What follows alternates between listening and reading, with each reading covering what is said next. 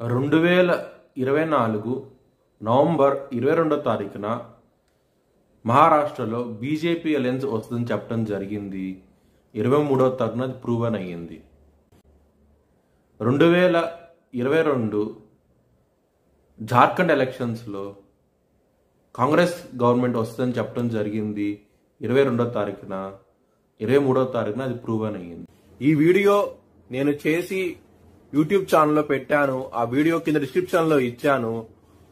ఇది నిజమా కాదా అనుకుంటే కనుక మీరు ఆ వీడియో లింక్ డిస్క్రిప్షన్ లో ఇవ్వడం జరుగుతోంది. ఆ వీడియో లింక్ ఓపెన్ చేసి చూడండి. మేషరాశికి అధిపతి కుజుడు.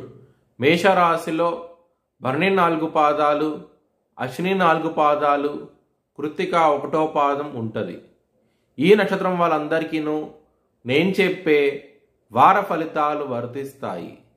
ఈ వారంలో 7వ స్థానం అధిపతి అయిన శుక్రుడు మకర రాశిలో ఉండటం మూలంగా మీకు చాలా మంచి డెవలప్మెంట్స్ అంటూ వస్తాయి.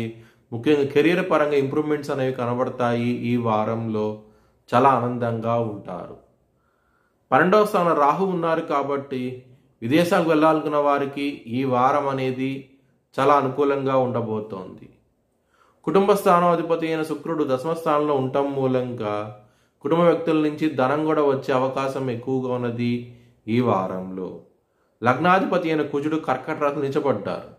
కర్కాటక రాశిలో కుజుడికి బలం అంటూ తక్కువగా ఉంటుంది కాబట్టి పేరు ప్రతిష్టలు అనేవి చాలా తక్కువగా ఉంటాయి. అవమానాలు అంటే ఎక్కువ జరుగుతూ ఉంటాయి. ఈ వారంలో హనుమాన్ చాలీసా అలాగే సుబ్రహ్మణ్య అష్టకాన్ని చదువుకోండి. చాలా మంచి ఫలితాలు అంటూ ఉంటాయి. అష్టమాధిపతి అయిన కుజుడు కర్కాటక రాశి నిలిచిపట్టడం మూలంగా కోర్టు కేసులు ఉంటే కనుక అవి మీకు వ్యతిరేక తీర్పు వచ్చే అవకాశం ఎక్కువగా ఉన్నది.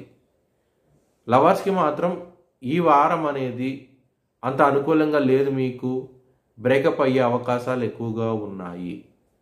అష్టమ స్థానంలో బుధుడు ఉండటం మూలంగా బిజినెస్ పరంగా మాత్రం పెట్టుబడి అనేది తగ్గించి పెట్టుకోండి.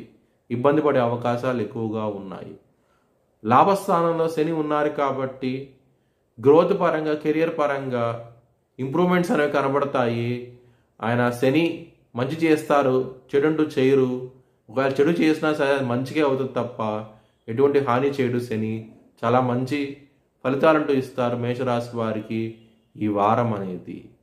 ఒకవేళ మీ జన్మ జాతకంలో కనుక దశలు అంతర్దశలు యోగించకుండా ఉంటే కనుక ఇది వర్తించదు. మీ భవిష్యత్ వివరాల కోసమై హెచ్ఎల్ఎన్ జ్యోతిష్యాలయాన్ని సంప్రదించండి.